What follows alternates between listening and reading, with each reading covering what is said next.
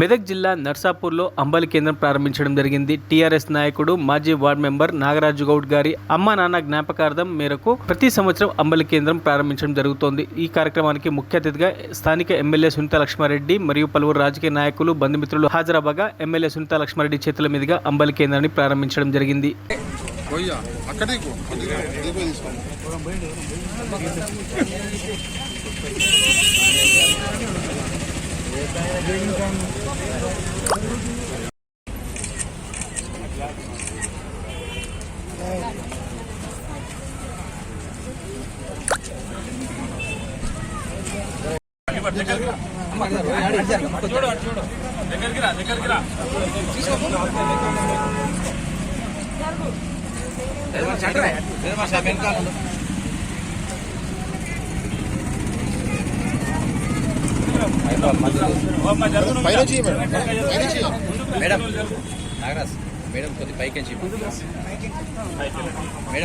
మరిన్ని అప్డేట్స్ కోసం మా ఛానల్ని సబ్స్క్రైబ్ చేయండి.